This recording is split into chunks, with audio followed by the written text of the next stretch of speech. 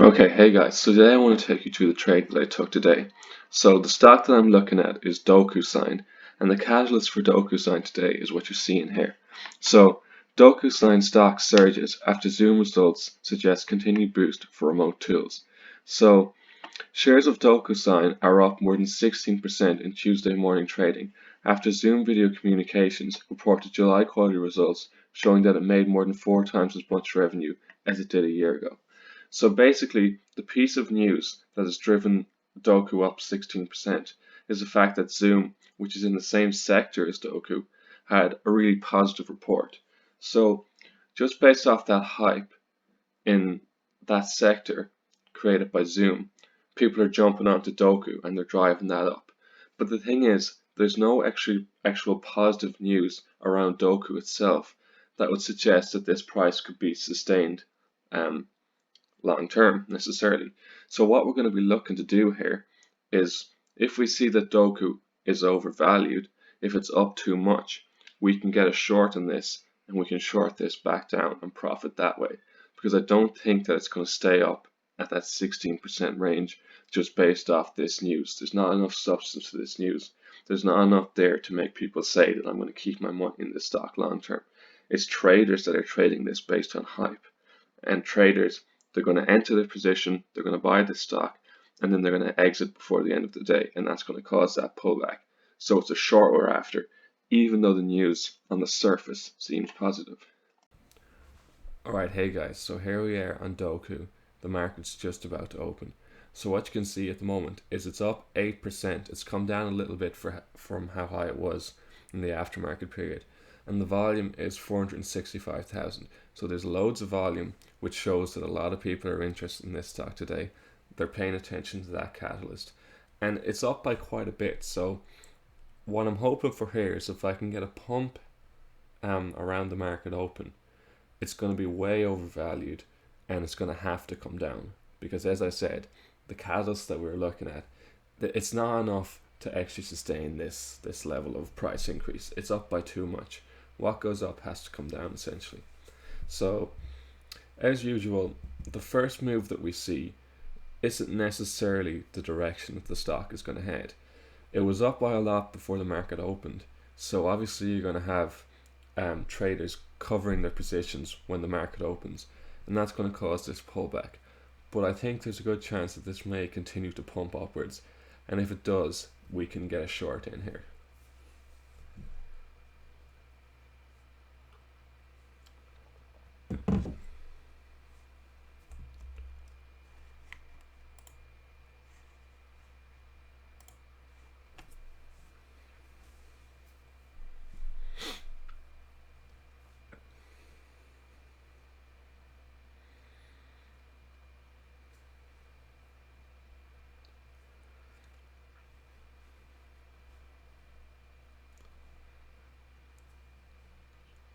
You can see there's buyers coming in now, pushing this up.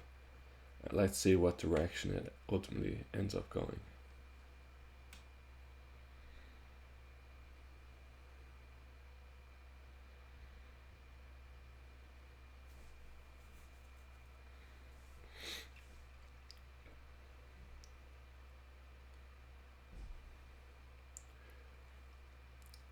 Alright there guys, so you can see it's pumping to the upside now, which is exactly what we want. The reason that I'm not going to go long in this is because it's just up a little bit too much for my liking. I don't know how much room this has left to move to the upside. So I'm not going to go long in it. I'm going to wait until it's pretty obvious to me that there's a good short, and then I can short this down.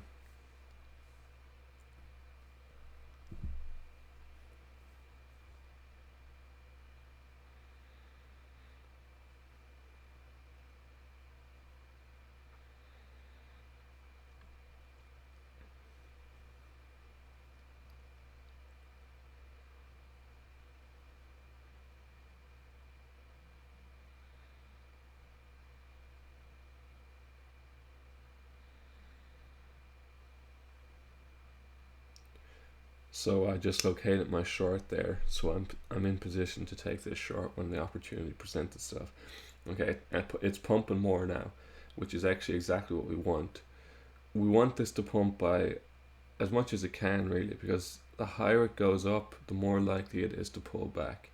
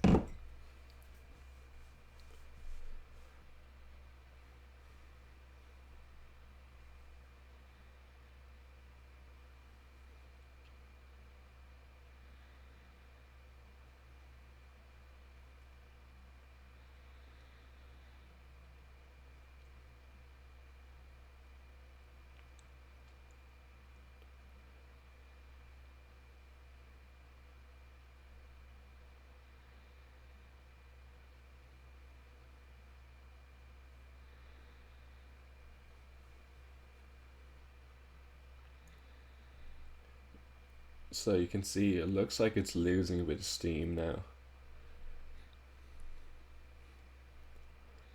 The thing is that the people who bought into this, that drove it up to this level, I mean, they're going to exit their position soon enough. They're going to take their profit. They're not going to hold in long term and risk this coming back down and them losing all their profits. So as soon as they start closing their positions, it's going to start a domino effect of just selling. And then guys like me, shorts, we're ready to pounce on this. We're looking to jump in once that starts to happen. And so once this starts to show signs that it's losing its momentum and it's going to start heading to the downside, it's going to fall pretty violently. I think we'll see that. But we need a sign first before we can enter that short, because at the moment it does have momentum to the upside, so we have to be careful. That's the risky thing about playing these pullbacks, is you never know how much momentum this thing will end up having.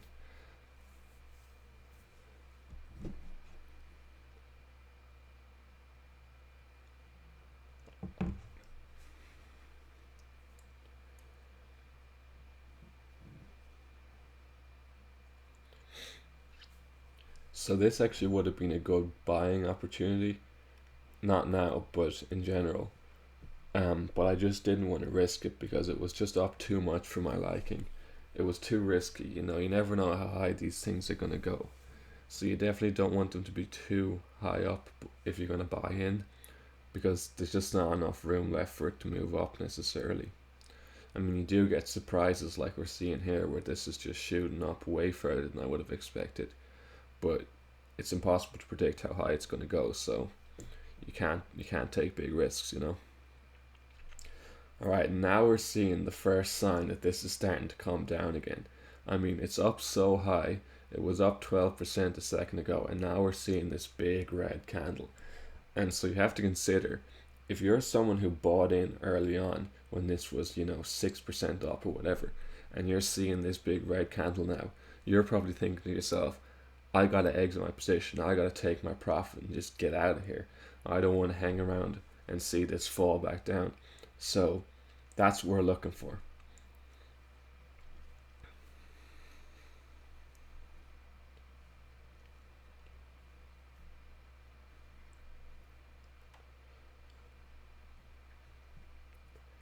And so now on the next candle, if we get signs that this is going to head down further, I'm going to look to short this.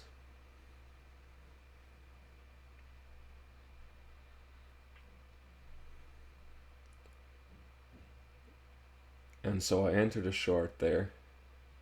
It's taking a second to fill my order. Okay, my order's filled there. And the reason I short there is just because we had that one red candle and the second candle looked like it was turning red. And even though it's kind of bouncing up and down a little bit now, I just don't see this having the momentum left to push up higher. I mean, who wants to really buy this at this stage? It's up so much. It's had a massive pump before the market opened.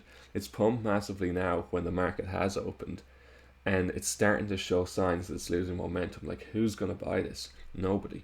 So it's got to come down. That's my thinking anyways. So immediately I've calculated my stop loss, which is 1.6%, and I've marked that in with that white line that you see there. And I put in a stop market order there, just to protect my stock in case it does end up pumping. But you see, I have a good bit of room, a good bit of wiggle room there. So the likelihood that it's going to push up to my stop loss, I think, is very low.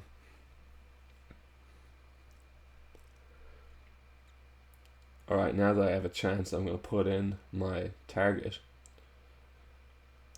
So once it hits that line, I'll sell. And if it hits the line above, it's got my stop loss, so it'll sell automatically.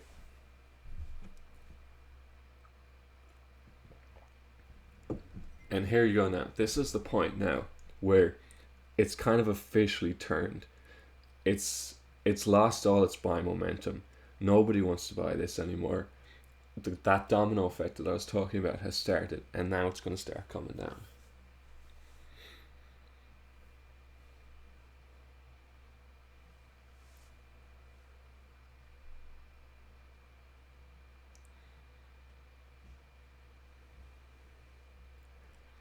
And a second ago I took off my stop market order just because it's so far away from my stop now. I don't need to be too concerned about that at the moment.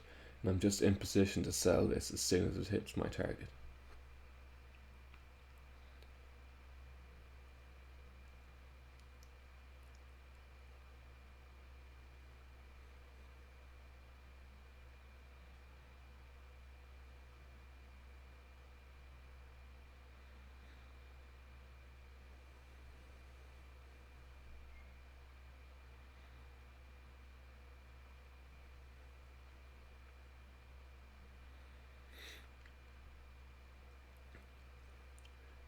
Okay, and I've sold my order there.